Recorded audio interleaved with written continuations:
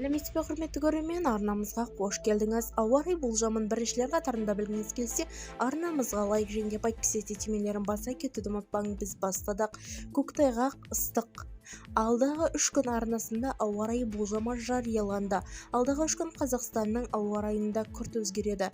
24-26 наурыз аралығында елдің аумағында жауын-шашын дауылды болады деп хабарлайды Turkistan.kz порталы. Синоптиктердің мәліметінше, мұндай тұрақсыз атмосфера фронттарының өтуіне байланысты жауын-шашын батыстан оңтүстік-шығыс өңірлерден күтіледі. Кейбір күндері солтүстік пен шығыста да жетеді. Оңтүстік-шығыстың таулы аймақтарында жерлерде қатты жауын-шашын болжанады делінген Қазгидромет хабарламасында. Сонымен қатар ел бойынша бірқатар ауа райы құбылыстары байқалады. Әртүрлі өңірлерде жаңбыр мен қар, оңтүстік пен батыстан найзағай мен шаңды дауыл, желдің күшеюі, республика аумағында тұман, солтүстік-шығыс және де орталықта көктайғақ. Осы жағдайлардың аясында ауа температурасы көтеріледі. Күндіз батыста ауа температурасы +13 +23 градусқа дейін, солтүстік шығыста болса +9 +14, орталықта болса +10 +22 градусқа дейін жылынады.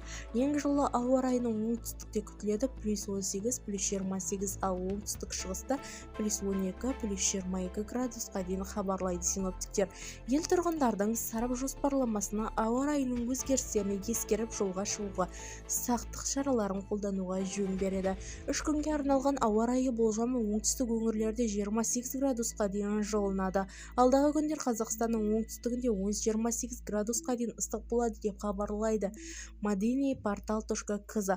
Қазгидромет синоптиктері 24 және 26 наурыз аралығында елдің басым бөлігінде ауа райының құбылмалы болатынын жариялады.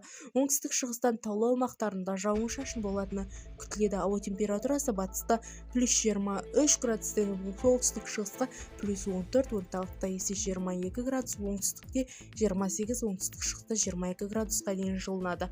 Бізді тамашалауды жалғастырыңыз. Сау саламат болыңыз.